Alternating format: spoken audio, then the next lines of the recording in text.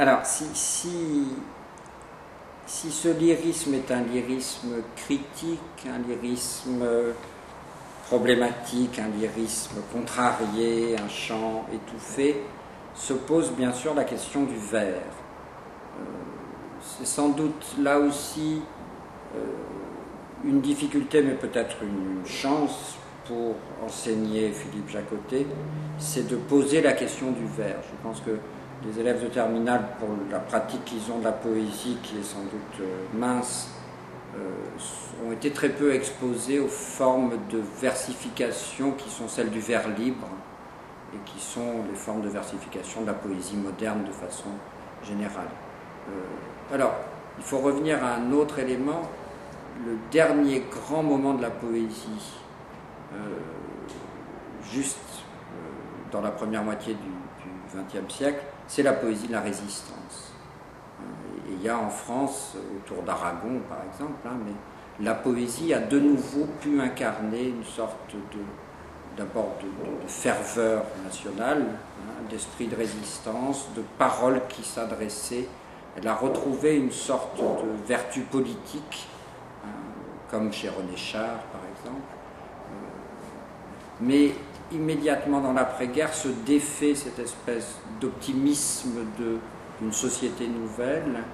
et la question qui se pose est la question même de savoir si le poème se maintient encore en vers. Et Philippe Jacotet est un auteur très intéressant parce qu'il a une pratique de prose. Alors là, il n'y a pas d'œuvre en prose de Philippe Jacotet, mais il y a aussi de très beaux textes en prose poétique. Il y a toute une écriture du carnet dans la semaison, qui est une écriture de la note, et on voit d'ailleurs comment la note devient poème, ou le poème se prolonge en note. Donc, ce que je voudrais maintenant souligner, c'est que dans l'œuvre de Philippe Jacotet, il y a un passage très important dès le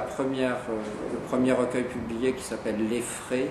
C'est justement le choix d'une sorte de vers un peu prosaïque, un vers qui sera presque parfois un alexandrin, parfois un octosyllabe,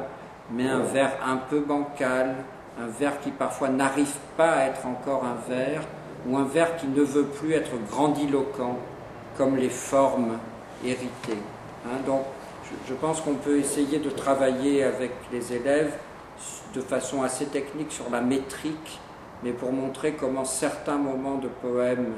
retrouvent la mémoire et le rythme et l'allant des vers qu'on a tous en mémoire, l'alexandrin, l'octosyllabe, le décasyllabe,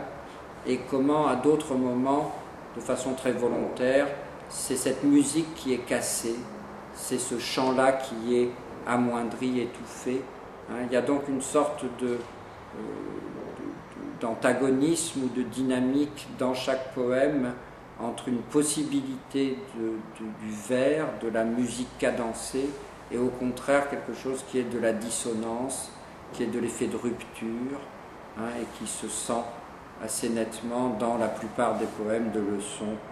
de Chant d'en bas ou de À la lumière d'hiver. Donc je crois que c'est intéressant de faire entendre ce qui reste de mémoire d'une poésie qui croyait aussi aux vertus de la forme et à l'enchantement de son propre système versifié, et d'une poésie qui est, pour prendre une image qui est très importante chez Philippe Jacotet, mais qui serait la même chez Jacques Dupin ou chez d'autres de ses contemporains, qui va à tâtons vers quelque chose qui n'est plus là et qui doit se construire au fur et à mesure du poème.